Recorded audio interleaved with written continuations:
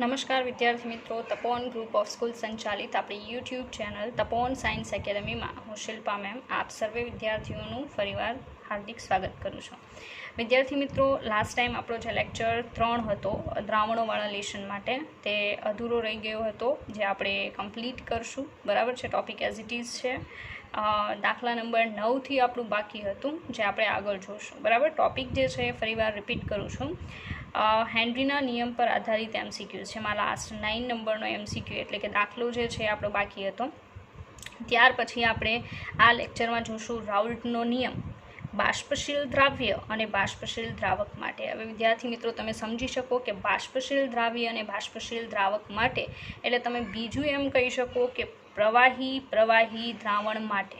મતલબ બે એવા કેમિકલ્સ જે લિક્વિડ ફોર્મમાં છે, વોલેટાઇલ છે, મતલબ બાષ્પશીલ છે, એને મિશ્ર કરીને જો સોલ્યુશન બનાવવામાં આવે તો રાઉલ્ટનો નિયમ છે કઈ રીતે લાગુ પડશે તે અને તેની સાથે સંકળાયેલા એમસીક્યુઝ. ઇનકેસ એમસીક્યુઝ છે એ આપણે 1 ઓર 2 જોઈ શકીએ. બરાબર વિદ્યાર્થી મિત્રો, લેક્ચર જે છે એને બહુ લાંબો નહીં બનાવવું. અધીને 30થી 35 કે 40 મિનિટનો લેક્ચર આપણે જોઈશું. બરાબર છે, કે જેથી તમે એને પ્રોપર સમજો. બરાબર છે, ચાલો. તો આ આપણા ટોપિક હતા અને દાખલા નંબર 9થી આપણું બાકી છે, જે આપણે આગળ જોઈશું. ચાલો, દાખલા નંબર 9ની રકમ ફરીવાર રિપીટ કરું છું. ઇન કેસ કેટલાક સ્ટુડન્ટે લખી હશે, જાતે પ્રયત્ન કર્યો હશે, બરાબર છે, અને નથી કર્યો તો આપણે અહીંયા જોઈએ છે. બરાબર, ચાલો. રકમ કંઈક આ રીતે છે કે 298 કેલ્વિન તાપમાને પાણીમાં દ્રાવ્ય CO2 માટે હેનરીનો અચળાંક 1.67 ગુણ્યા 10⁸ પાસ્કલ છે. અહીંયા આપણને જે હેનરીનો અચળાંક આપેલો છે એ પાસ્કલમાં આપેલો છે. તો 298 કેલ્વિન તાપમાને 2.5 વાતાવરણ. હવે આ 2.5 વાતાવરણમાં આપેલું છે, પાસ્કલમાં નથી. બરાબર છે, તો બંનેને કાં તો વાતાવરણમાં કન્વર્ટ કરવા પડશે અથવા તો પાસ્કલમાં. દબાણે CO2ને દ્રાવ્ય કરવામાં આવે ત્યારે 1 લિટર દ્રાવણમાં, મતલબ 1 લિટર જે સોલ્યુશન છે એ સોલ્યુશનમાં CO2નો ગ્રામમાં જથ્થો શોધો. મતલબ તમારે CO2ના વજન સુધી પહોંચવાનું છે. તો દાખલો જે છે થોડોક લાંબો છે, બરાબર, પણ ગણતરી એટલી ડિફિકલ્ટ નથી. બરાબર, ચાલો જોઈએ. ફરી પાછી રકમ પ્રમાણે આપણે નીચે બધી વસ્તુ દર્શાવીએ. 298 કેલ્વિન તાપમાને પાણીમાં દ્રાવ્ય CO2 માટે હેનરીનો અચળાંક, મતલબ આપણને જે આપેલું છે એ છે KH ઓફ CO2 માટે KHની પ્રાઇસ હેનરીના અચળાંકની 1.67 ઇન્ટુ 10⁸ પાસ્કલમાં આપેલી છે. બરાબર છે, આગળ. તો 298 કેલ્વિન તાપમાને 2.5 વાતાવરણના દબાણે CO2ને દ્રાવ્ય કરવામાં આવે ત્યારે નોર્મલી CO2નું પ્રેશર નથી આપેલું, પણ CO2 ઉપર જે પ્રેશર લગાવવામાં આવે છે આપણે 2.5 વાતાવરણ આપેલું છે, પણ એ જ આપણે CO2ના પ્રેશર તરીકે લેવું પડશે, કારણ કે CO2 જે છે એના ઉપર જે પણ પ્રેશર લાગશે એટલા જ પ્રેશરથી એ ડિઝોલ્વ થશે. એટલે P of CO2 is equal two 2.5 વાતાવરણ. જ્યારે પાસ્કલમાં કન્વર્ટ કરવું હોય તો 10⁵ વડે મલ્ટીપ્લાય કરવું પડે. તો 2.5 ઇન્ટુ 10⁵ પાસ્કલ. તો વિદ્યાર્થી મિત્રો, આપણી પાસે બે વસ્તુ છે કે H ફોર CO2 છે અને P ઓફ CO2 છે. તો તમે સમજી શકો કે હેનરીના નિયમ પ્રમાણે આપણે ફર્સ્ટ ઓફ ઓલ એની દ્રાવ્યતા એટલે કે મોલ અંશ X of CO2 find out કરવું પડે કેટલા હશે. બરાબર, તો આપણે એ મેળવીએ કે X ઓફ CO2 કેટલા હશે. ચાલો, તો આપણે હેનરીના નિયમનું ઇક્વેશન જે છે ઇક્વેશન લગાવીએ. તો ઇક્વેશન જે છે આના માટે બનશે કે P of CO2 is equal two KH of CO2 multiply X of CO2. આપણે આને કરતાં બનાવવાનું છે, કારણ કે આપણને એનું વજન જોઈએ છે. વજન માટે પહેલાં એના મોલ CO2ના મોલ આપણી પાસે હોવા જરૂરી છે, પણ પહેલાં આપણને મોલ અંશ મળશે હેનરીના નિયમ પ્રમાણે. P ઓફ CO2 આપણી પાસે કેટલું છે તો 2.5 ઇન્ટુ 10⁵ પાસ્કલ છે. Is equal two KH of CO2 કેટલા છે તો 1.67 ઇન્ટુ 10⁸ પાસ્કલ છે. મલ્ટીપ્લાય X ઓફ CO2 આપણને જોઈએ છે, આને કરતાં બનાવવાનું છે. ચાલો, આને કરતાં બનાવવું હોય તો સીધી વાત છે કે આટલો જે પાર્ટ છે, મતલબ આ જે પ્રાઇસ છે એના નીચે જશે, છેદમાં જશે. તો આ X ઓફ CO2 કરતાં બનશે. ચાલો આપણે એને કરતાં બનાવીએ. તો X of CO2 is equal to 2.5 into 10 raised to 5 divided by 1.67 into 10 raised to 8 is equal to, હવે આ જે છે એની આખી ગણતરી કરો તો તમારો જે આન્સર છે આવો આવશે 1.497 into 10 raised to -3. તો તમને જે એક્સ ઓફ CO2 મતલબ સોલ્યુશનની અંદર રહેલા CO2ની જે કોન્સન્ટ્રેશન દ્રાવ્યતા મોલ અંશ છે એ આપણને મળશે 1.497 into 10 raised to -3. બરાબર છે. હવે આ મોલ અંશ ઉપરથી આપણે CO2ના મોલ સુધી પહોંચી શકીએ. બરાબર. હવે એનું ઇક્વેશન આપણે ઘણી બધી વાર જોઈ ગયા છે. આગળ હેનરીના નિયમ બેઝ જે સમ આપણે જોયા એમાં એ જ વસ્તુ હતી. તો X of CO2 is equal to N of CO2 divided by N of CO2 plus N of શું આવશે H2ઓના મોલ. બરાબર છે. હવે આને આપણે અવગણી શકીએ. અગાઉ પણ મેં એક્સપ્લેન કરેલું છે, આને આપણે અવગણવાનું છે. તો આપણું ઇક્વેશન ખાલી આવું બનશે, N of CO2 divided by N of H2O. CO2ના મોલના છેદમાં પાણીના મોલ. હવે પાણીનો કેટલો જથ્થો લેવામાં આવે છે? તો 1 લીટર. બરાબર. 1 લીટર આપણને લેવાનું કીધેલું છે. હવે 1 લીટર આપણે લઈએ. બરાબર. હવે નોર્મલી વિદ્યાર્થી મિત્રો તમે એવું વિચારતા હશો કે 1 લીટર દ્રાવણ કીધેલું છે. હવે દ્રાવણ તો કઈ રીતે બનશે કે આપણે 1 લીટર વોટર લઈશું, એની અંદર CO2નો જથ્થો ડિઝોલ્વ કરશું. બરાબર છે. તો નોર્મલી આપણે પાણીના મોલ અહીંયા ફાઇન્ડ આઉટ કરવા હોય તો કઈ રીતે કરી શકાય કે 1 લીટર પાણીની વાત કરેલી છે, લિક્વિડ ફોર્મ તો પાણીનું જ છે. 1 લીટર એટલે 1000 ml પાણી. બરાબર. 1000 ml એટલે 1000 ગ્રામ પાણી. આ ખબર હોવી જરૂરી છે કે ml જેટલા હોય એટલા જ ગ્રામ થાય વોટર માટે. રીઝન શું? પાણીની ઘનતા 1 ગ્રામ પર cc હોય છે, 1 ગ્રામ પર સેન્ટીમીટર ક્યુબ. મતલબ પાણીનું વજન અને કદ સમાન લઈ શકાય. તો આપણે 1000 ml લઈએ તો 1000 ગ્રામ પાણી થાય. બરાબર. તો પાણીના મોલ શોધવાના છે જે આપેલા નથી. તો capital N of H2O is equal two વજનના છેદમાં પાણીનો અણુભાર. પાણીનું વજન છે 1000 ગ્રામ ડિવાઇડેડ બાય એનો અણુભાર 18 ઇઝ ઇક્વલ ટુ કેટલા મોલ મળશે? 55.55 મોલ પાણી. તો તમે સમજી શકો કે આપણું આ જે ઇક્વેશન છે એમાં એન ઓફ H2O કેટલા આવશે? તો 55.55 મોલ આવશે. એક્સ ઓફ CO2 આપણી પાસે છે જ અહીંયા 1.497 into 10 raised to -3. તો આપણને શું મળી જશે? એન ઓફ CO2 જે અંદર ડિઝોલ્વ થાય છે એના શું મળશે? મોલ મળશે. બરાબર. તો આપણે એ પાછળ મેળવવાનો પ્રયત્ન કરીએ. ચાલો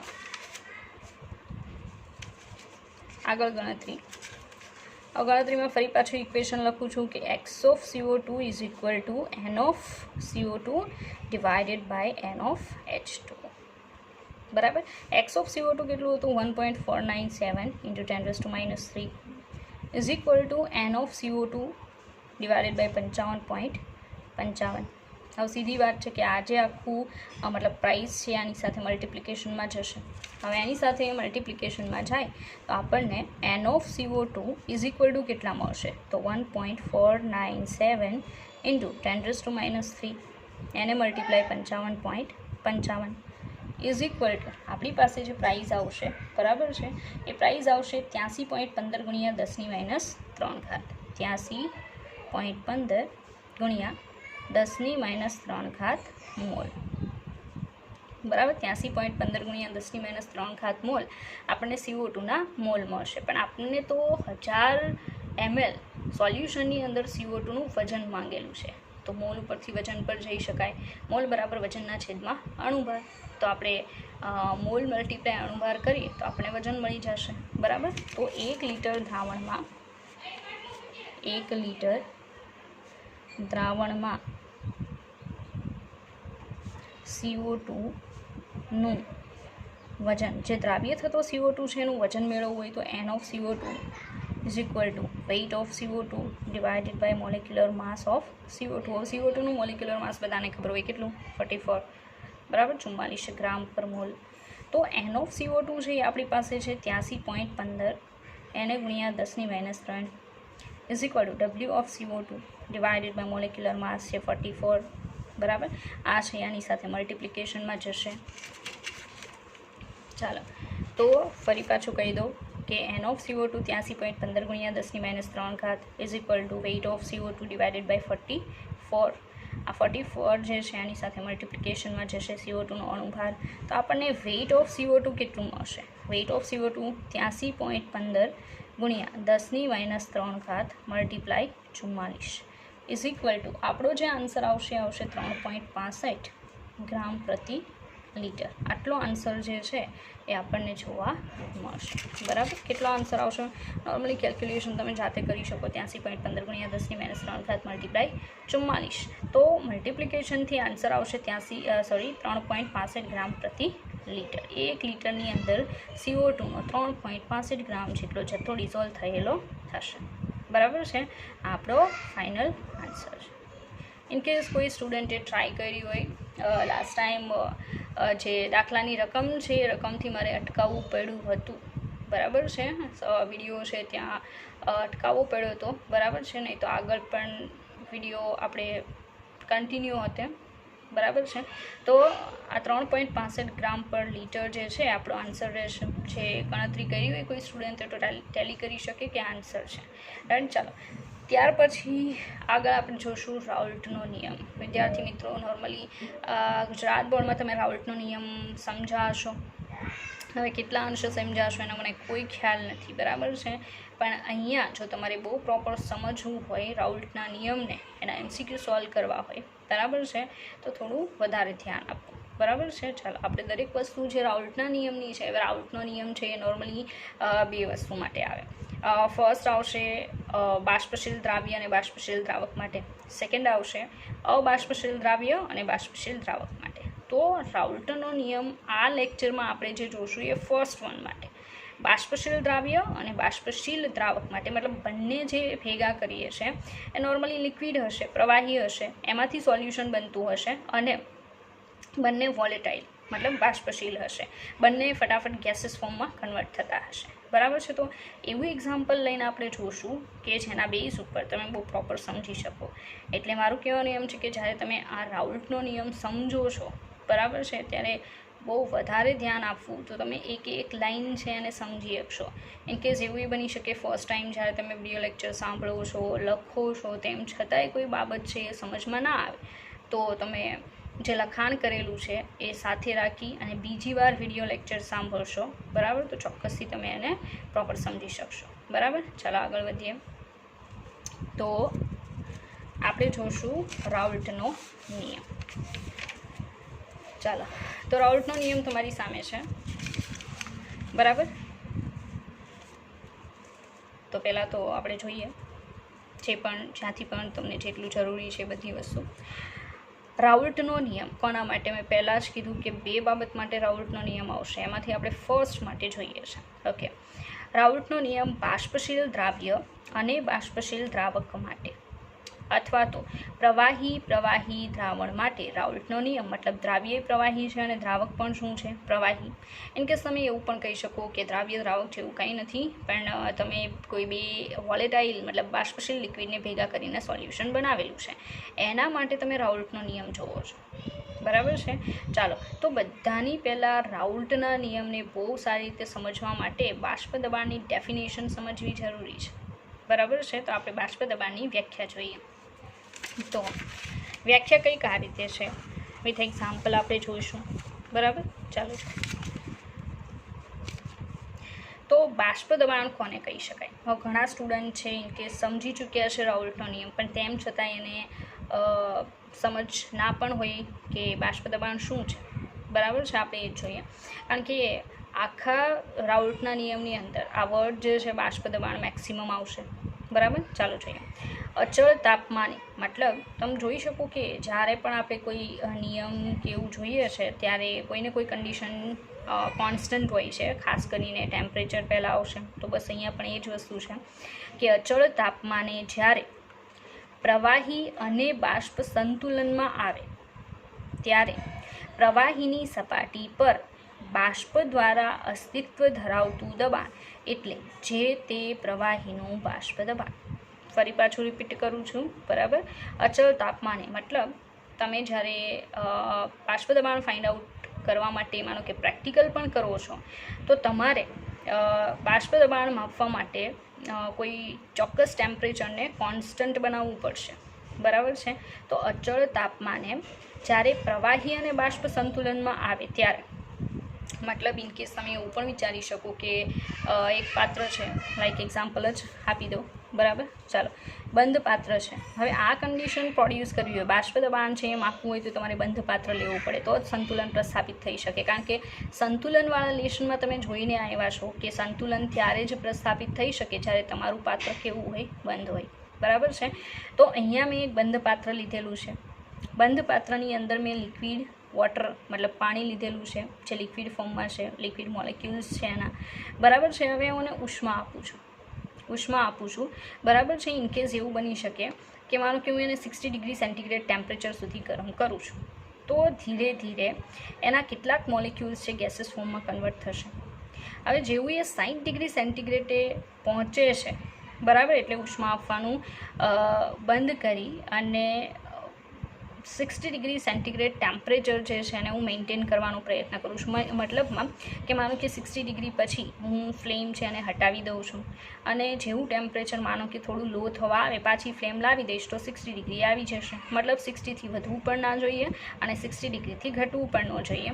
મતલબ હું 60 ડિગ્રી સેન્ટીગ્રેડ ટેમ્પરેચરે આ પાણી જે છે એને ઉષ્મા આપીને ગરમ કરું છું, પણ 60થી વધવા પણ નહીં દઉં અને ઘટવા પણ નહીં દઉં. તો મેં ટેમ્પરેચરને કેવું બનાવ્યું કહેવાય, અચળ. હવે જ્યારે હું ટેમ્પરેચર અચળ કરું છું તો સીધી વાત છે કે વોટર મોલેક્યુલ્સ છે ગેસમાં કન્વર્ટ થવાનું શું થઈ જશે, બંધ, બરાબર. ત્યારે H2O ગેસના જે મોલેક્યુલ્સ છે ઉપર, એનો જથ્થો કેવો થઈ જશે, અચળ. સંતુલનમાં આપણે જોઈ ગયા છીએ. અને નીચે જે લિક્વિડ H2O છે એનો જથ્થો પણ કેવો થઈ જશે, અચળ. કારણ કે જ્યારે સંતુલન પ્રસ્થાપિત થાય ત્યારે પ્રક્રિયકો અને નિપજોનો જથ્થો કેવો બને છે, અચળ. સમજી લો કે H2O લિક્વિડ પ્રક્રિયકો છે, H2O ગેસ નિપજો છે, બંનેનો જથ્થો કેવો બનશે, અચળ, સમાન નહીં. આ મેં અગાઉ પણ એક્સપ્લેન કરેલું છે. તો ફરી પાછું સમજાવી દઉં કે બંધ પાત્ર છે, તાપમાન અચળ છે. અહીંયા મેં એક્સપ્લેનેશન માટે 60 ડિગ્રી સેન્ટીગ્રેડ ટેમ્પરેચર અચળ લીધેલું છે, બરાબર છે. એટલા ટેમ્પરેચરે જેટલા પણ H2O લિક્વિડના મોલેક્યુલ્સ ગેસમાં કન્વર્ટ થવાના હતા એટલા થઈ ગયા. હવે 60થી ટેમ્પરેચર વધવા પણ નહીં દેવાનું અને ઘટવા પણ નહીં દેવાનું, બરાબર છે.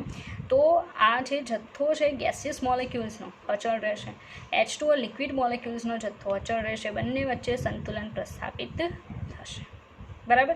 એટલે જે સમયે જેટલા ગેસિયસ H2Oના મોલેક્યુલ્સ છે લિક્વિડમાં કન્વર્ટ થશે, એ જ સમયે એટલા જ H2O લિક્વિડના મોલેક્યુલ્સ ગેસિયસ ફોર્મમાં કન્વર્ટ થશે, મતલબ જથ્થો બદલાશે નહીં.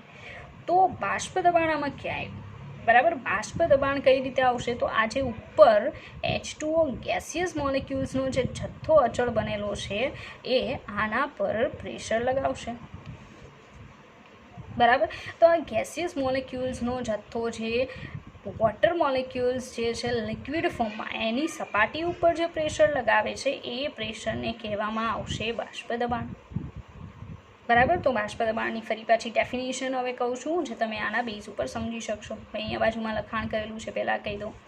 H2O ગેસના અણુઓનો અચળ બનેલો જથ્થો જે દબાણ ઉત્પન્ન કરે તેને P0H2O, હવે P નોટ H2O ઓર 0H2Oનો મતલબ શું થાય, મતલબ એનું શુદ્ધ અવસ્થાનું, એમાં બીજી કોઈ વસ્તુ નાખેલી નથી, કોઈ સોલ્યુશનનું નહીં, પણ પ્યોર સોલ્વન્ટનું ઓર પ્યોર લિક્વિડનું જે દબાણ છે બાષ્પ દબાણ એને P0થી દર્શાવાય છે. એટલે મેં અહીંયા લખેલું છે P0H2O કહે છે શુદ્ધ પાણીનું બાષ્પ દબાણ, બરાબર. ચાલો, તો ડેફિનેશન, અચળ તાપમાને ટેમ્પરેચર અચળ છે જ્યારે પ્રવાહી અને બાષ્પ સંતુલનમાં આવે ત્યારે, બંને વચ્ચે સંતુલન સ્થપાય ત્યારે પ્રવાહીની સપાટી પર બાષ્પ દ્વારા અસ્તિત્વ ધરાવતું દબાણ એટલે જે તે પ્રવાહીનું બાષ્પ દબાણ. અહીંયા કોનું થશે, વોટરનું, કારણ કે મેં વોટરને as a solvent, as a liquid લઈને વર્ક કરેલું છે. વોટરનું બાષ્પ દબાણ કઈ રીતે આવશે એ દર્શાવેલું છે, એટલે તો P0H2O. તો વિદ્યાર્થી મિત્રો, આના ઉપરથી તમે સમજી શકશો કે બાષ્પ દબાણ કોને કહી શકાય. એમાં પણ પ્યોર સોલ્વન્ટ જે છે એનું બાષ્પ દબાણ છે એ કોને કહેવાય, કઈ રીતે દર્શાવાય, બરાબર છે. આ બાષ્પ દબાણની વાત થઈ. હવે આગળ આપણે બાષ્પ દબાણને અસર કરતા પરિબળો જોઈશું. ઇનકેસ ગુજરાત બોર્ડની અંદર તમે બાષ્પ દબાણની ડેફિનેશન જોઈ હશે, બરાબર છે, તમે સમજ્યા પણ હશો. હવે આપણે એને અસર કરતા પરિબળો જોવાના છે, બરાબર. ચાલો જોઈએ બાષ્પ દબાણને અસર કરતા પરિબળો. ચાલો પ્રોપર ધ્યાન આપવું, કારણ કે એમાંથી કોઈ પણ સ્ટેટમેન્ટ એક્ઝામની અંદર પૂછાઈ શકે, બરાબર. ચાલો તો બાષ્પ દબાણને અસર કરતા પરિબળો નોર્મલી 2 આવશે, બરાબર. ફર્સ્ટ વન, પ્રવાહીનો સ્વભાવ. તમે જે પણ લિક્વિડ છે એનું બાષ્પ દબાણ ડિસાઇડ કરવા માંગો છો, એ લિક્વિડ જે છે એ કેવું છે એના નેચર પર ડિપેન્ડ કરશે બાષ્પ દબાણ, બરાબર, કે જે તે પ્રવાહીનું બાષ્પ દબાણ કેટલું હોઈ શકે. તો પ્રવાહીનું બાષ્પ દબાણ એ પ્રવાહીની બાષ્પશીલતા એટલે કે એની વોલેટિલિટી, ગેસમાં કન્વર્ટ થવાની વૃત્તિ, વાયુમાં રૂપાંતરિત થવાની પ્રકૃતિ પર આધાર રાખે છે. પ્રવાહીનું બાષ્પ દબાણ મતલબ ગેસિયસ મોલેક્યુલ્સ પ્રવાહીની સપાટી ઉપર જે દબાણ લગાવશે એ પ્રવાહીનું બાષ્પ દબાણ પ્રવાહીની બાષ્પશીલતા એટલે કે વોલેટિલિટી પર ડિપેન્ડ કરે છે, બરાબર છે. તો તમે સમજી શકો કે જેની બાષ્પશીલતા મતલબ વાયુમાં રૂપાંતર પામવાની ક્ષમતા, વાયુમાં રૂપાંતરણ પામવાની ક્ષમતા એને કહેવાય બાષ્પશીલતા, વોલેટિલિટી, બરાબર. તો વાયુમાં રૂપાંતરણ પામવાની ક્ષમતા જેની વધારે હશે એ પ્રવાહીનું બાષ્પ દબાણ કેવું હશે, વધારે. સીધી વાત છે. ઓછું ટેમ્પરેચર આપશો, વધારે બાષ્પશીલ છે, તો ફટાફટ ગેસમાં કન્વર્ટ થશે. તો સરફેસ ઉપર જે ગેસિયસ મોલેક્યુલ્સ છે એનું પ્રમાણ વધશે અને એના કારણે સરફેસ ઉપર દબાણ વધશે, બરાબર. સમપ્રમાણ છે. તો જો બાષ્પશીલતા વધારે હશે તો બાષ્પ દબાણ વધારે હશે. બાષ્પશીલતા ઓછી મતલબમાં કે એનું ગેસમાં રૂપાંતરણ પામવાની ક્ષમતા ઓછી, તો એ પ્રવાહીનું બાષ્પ દબાણ કેવું હશે, ઓછું હશે, બરાબર છે. તો તમે સમજી શકશો કે બાષ્પ દબાણ જે છે એને અસર કરતા પરિબળોમાં ફર્સ્ટ વન રહેશે જે તે પ્રવાહીનો સ્વભાવ, એ કેટલું બાષ્પશીલ છે, મતલબ એની વાયુમાં રૂપાંતરણ પામવાની સરળતા કેટલી છે, બરાબર. વાયુમાં રૂપાંતરણ પામવાની ક્ષમતા કેટલી છે, બરાબર. બોઇલિંગ પોઈન્ટ પણ તમે ધ્યાનમાં લઈ શકો. લાઈક બોઇલિંગ પોઈન્ટ જે છે ઓછું હશે તો વધારે ઝડપથી ગેસમાં કન્વર્ટ થશે, મતલબ એનું બાષ્પશીલતા વધારે હશે, બરાબર. અને બોઇલિંગ પોઈન્ટ ઊંચું હશે તો તમારે વધારે ઉષ્મા આપવી પડશે, ત્યારે એ ગેસમાં કન્વર્ટ થશે. જો તમારે રિલેશન લખવું હોય તો તમે બોઇલિંગ પોઈન્ટવાળું પણ લખી શકો કે પ્રવાહીનું બાષ્પ દબાણ પ્રપોર્શનલ ટુ પ્રવાહીની બાષ્પશીલતા proportional to 1 boiling point. Boiling point નીચું હશે તો બાષ્પશીલતા વધારે હશે અને બાષ્પ દબાણ પણ વધારે હશે. બોઇલિંગ પોઈન્ટ ઊંચું હશે તો બાષ્પશીલતા ઓછી હશે, બાષ્પ દબાણ પણ ઓછું હશે, બરાબર. તો બોઇલિંગ પોઈન્ટ આરે યસ રિલેશન આવશે. ચાલો સેકન્ડ, તાપમાન પર પણ આધાર રાખશે બાષ્પ દબાણ. માનો કે સામાન્ય રીતે ટી વધે તો બાષ્પ દબાણ પણ શું થાય, વધે. હમણાં જ મેં પાણીનું એક્ઝામ્પલ આપ્યું. પાણીના એક્ઝામ્પલમાં મેં 60 ડિગ્રી સેન્ટીગ્રેડ ટેમ્પરેચર અચળ રાખેલું છે. તો 60 ડિગ્રી સેન્ટીગ્રેડે એ ઉકળવાનું તો ચાલુ નહીં કરે, મતલબ એ ઉકળવાનું ચાલુ નહીં કરે તો 60 ડિગ્રી સેન્ટીગ્રેડ ટેમ્પરેચર સુધીમાં ઓછા વોટર મોલિક્યુલ્સ ગેસમાં કન્વર્ટ થશે. પણ જો એ 60 ડિગ્રી સેન્ટીગ્રેડ ટેમ્પરેચર અચળ રાખવાની જગ્યાએ વધારે ટેમ્પરેચર રાખવું, મતલબ 70, 80 100 ડિગ્રી સેન્ટીગ્રેડ ટેમ્પરેચરે જો મેં પાણીને ગરમ કર્યું હોત તો 60 ડિગ્રીએ જેટલા ગેસમાં કન્વર્ટ થઈને અચળ થયા એના કરતાં વધારે સંખ્યામાં ગેસમાં કન્વર્ટ થઈને અચળ થાત 100 ડિગ્રીએ, બરાબર, અથવા 60 કરતાં વધારે ટેમ્પરેચરે. તો સીધી વાત છે કે જો હું ટેમ્પરેચર વધારીશ તો ગેસમાં કન્વર્ટ થતાં જે મોલિક્યુલ્સ છે એની સંખ્યા વધશે તો બાષ્પ દબાણ વધશે. તો આ વસ્તુ ખાસ ધ્યાનમાં રાખવી કે બાષ્પ દબાણ ઉપર તાપમાન કઈ રીતે અસર કરે. તો હું ટેમ્પરેચર વધારીશ તો બાષ્પ દબાણ પણ શું થાય, વધે, કારણ કે વાયુમાં કન્વર્ટ થતા અણુઓની સંખ્યા વધશે. તો વિદ્યાર્થી મિત્રો, આ કોઈ રાઉલ્ટનો નિયમ હજી નહોતો, બરાબર. આ ખાલી મેં તમને બાષ્પ દબાણ એક્સપ્લેન કર્યું છે. હવે આપણે રાઉલ્ટનો નિયમ સમજશું વિથ એક્ઝામ્પલ, જે ઇન કેસ તમારી બુકમાં એક્ઝામ્પલ ક્રિએટ નથી કરેલું, બરાબર. એક્ઝામ્પલ મેં મારી જાતે ક્રિએટ કરેલું છે જેનાથી તમે બહુ પ્રોપર સમજી શકશો, બરાબર. ચાલો સમજો. તો રાઉલ્ટનો નિયમ ધ્યાન આપવું, બરાબર. નોર્મલી હેનરીનો નિયમ તમને યાદ હશે તો તમે રાઉલ્ટના નિયમને સમજી શકશો, કારણ કે બંને વચ્ચેનો જે ડિફરન્સ છે એ ખાલી હેનરીના અચળાંક અને રાઉલ્ટનો જે અચળાંક છે એ બંને વચ્ચેનો ડિફરન્સ છે, બાકીનું બંનેમાં સેમ આવશે, બરાબર. ચાલો રાઉલ્ટનો નિયમ બાષ્પશીલ દ્રાવ્ય અને બાષ્પશીલ દ્રાવક માટે. ઓકે, અચળ તાપમાને ફરી પાછું સેમ કન્ડિશન કે ટેમ્પરેચર તમારે કેવું રાખવાનું છે, અચળ. દ્રાવણના, હવે સોલ્યુશનની વાત થયેલી છે, બરાબર. દ્રાવણના કોઈ પણ બાષ્પશીલ ઘટકનો, નોર્મલી આ લેશનની અંદર મેં પહેલાં જ સમજાવેલું છે કે દ્વિઅંગી દ્રાવણ આવશે. દ્વિઅંગી દ્રાવણ એટલે જ્યારે તમે રાઉલ્ટનો નિયમ પણ સમજો છો બાષ્પશીલ દ્રાવ્ય અને બાષ્પશીલ દ્રાવક માટે, તો તમારે કેટલા લિક્વિડ લઈને કામ કરવાનું છે, બે પ્રવાહીને ધ્યાનમાં લેવાના છે. બે પ્રવાહીને ભેગા કરો, બરાબર છે, અને રાઉલ્ટનો નિયમ જે છે એ તમે એપ્લાય કરી શકો. લાઈક અચળ તાપમાને દ્રાવણ કેટલા પ્રવાહીનું બનેલું હશે, 2. તો દ્રાવણના કોઈ પણ બાષ્પશીલ ઘટકનું, આપણી પાસે 2 ઘટક છે આ નિયમ માટે, બરાબર છે, દ્વિઅંગી દ્રાવણ માટે, એ 2 ઘટક પૈકીના કોઈ પણ બાષ્પશીલ ઘટકનું બાષ્પ દબાણ એ તે ઘટકના દ્રાવણમાંના મોલંશ, મતલબ એક્સ, મોલંશ એક્સ, દ્રાવણની અંદર એ જે જથ્થો ડિઝોલ્વ થયેલો છે, જે લિક્વિડ જે છે એનો જથ્થો જે લીધેલો છે, જે મોલંશ આપણે લીધા છે એ, અને તેના શુદ્ધ અવસ્થાના બાષ્પ દબાણ, હમણાં જે એક્સપ્લેન કર્યું શુદ્ધ અવસ્થાનું બાષ્પ દબાણ એટલે શું, બરાબર. તો એ શુદ્ધ અવસ્થાના બાષ્પ દબાણના ગુણાકારના સમપ્રમાણમાં હોય છે.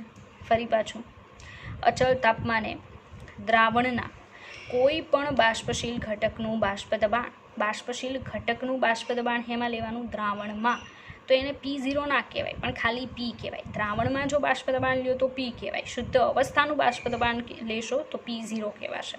તો અચળ તાપમાને દ્રાવણના કોઈ પણ બાષ્પશીલ ઘટકનું બાષ્પ દબાણ એ તે ઘટકના દ્રાવણમાંના મોલંશ એક્સ અને તેના શુદ્ધ અવસ્થાના બાષ્પ દબાણ P0 ના ગુણાકારના સમપ્રમાણમાં હોય છે.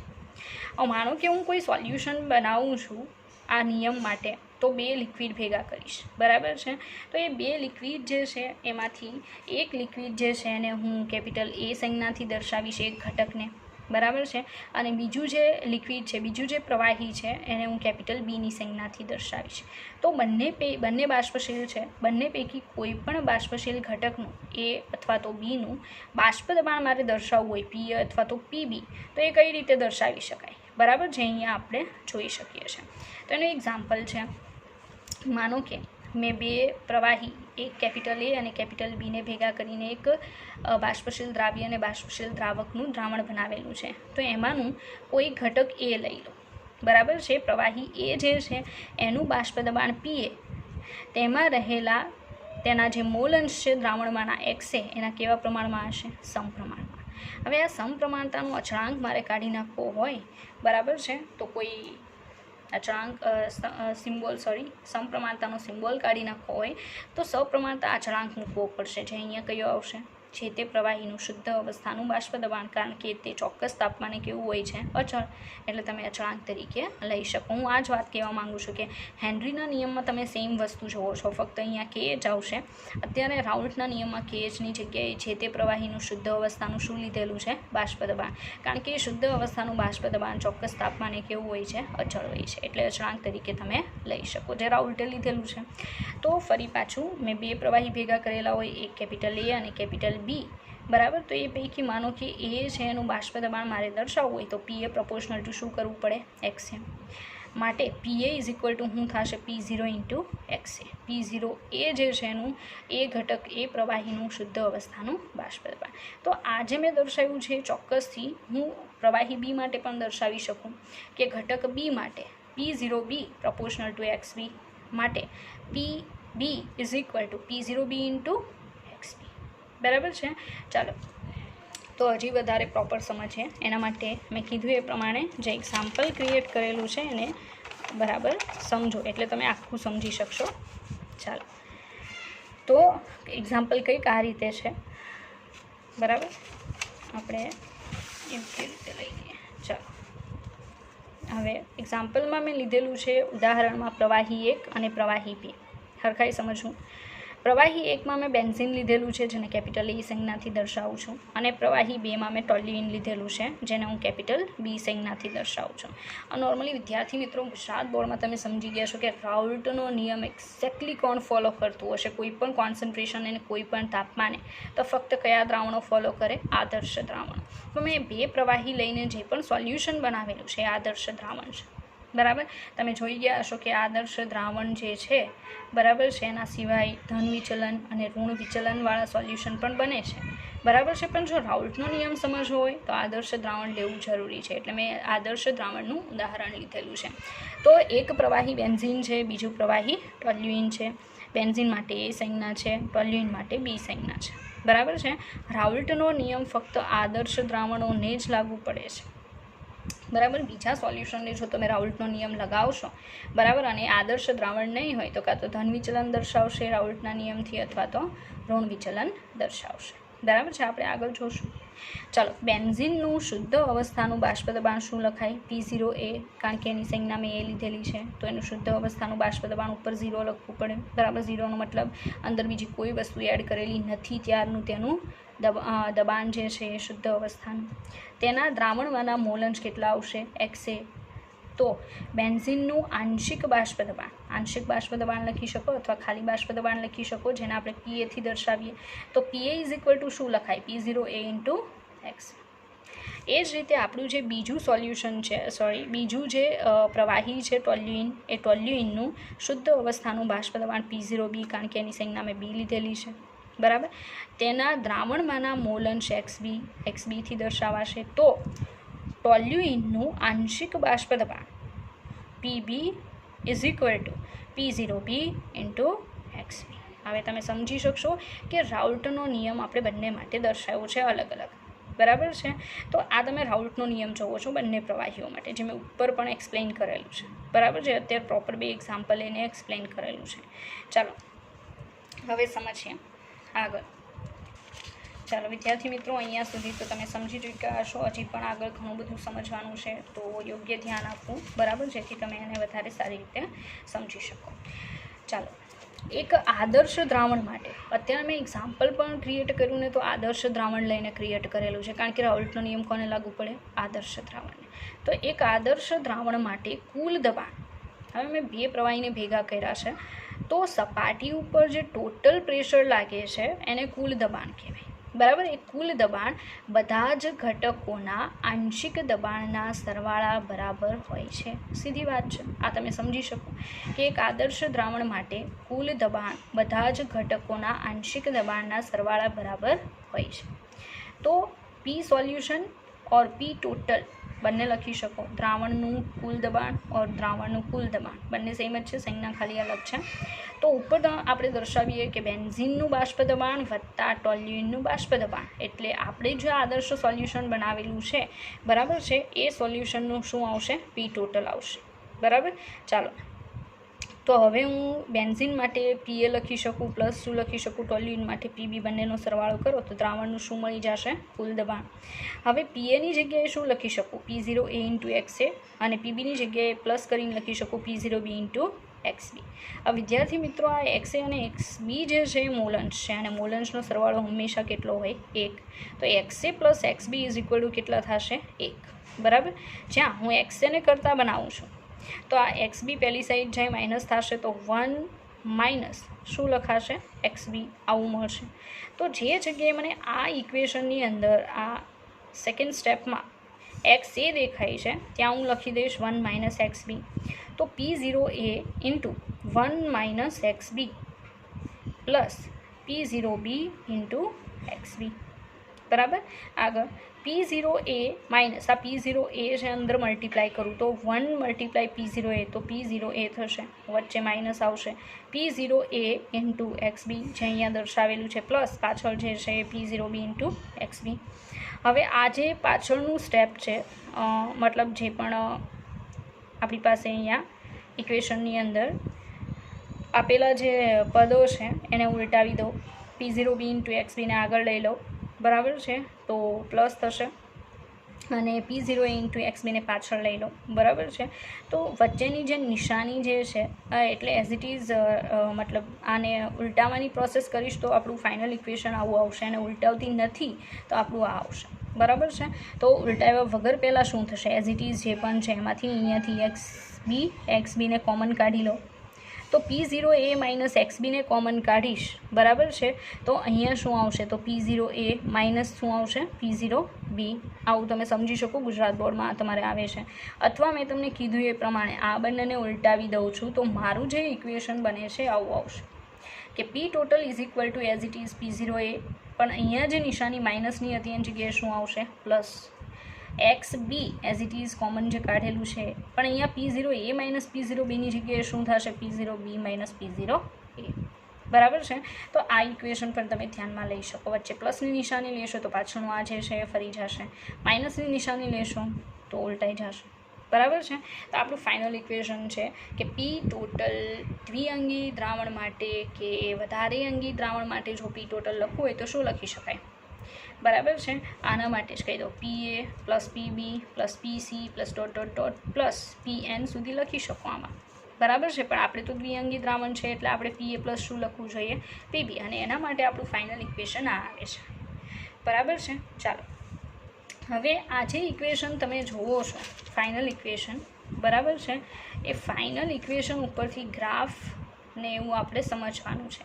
તો વિદ્યાર્થી મિત્રો, મેં તમને કીધું એ પ્રમાણે લેક્ચર જે છે એને બહુ મોટો નહીં કરું, તો હું આ ઇક્વેશન ઉપર આપણું અટકાવું છું, કારણ કે આગળ બહુ વધારે સમજવાનું છે. ઇનકેસ આટલું સમજ્યા પછી સમજમાં ના આવે તો તમારે વિડીયો લેક્ચરને પાછો રિપીટ પણ કરવો પડશે.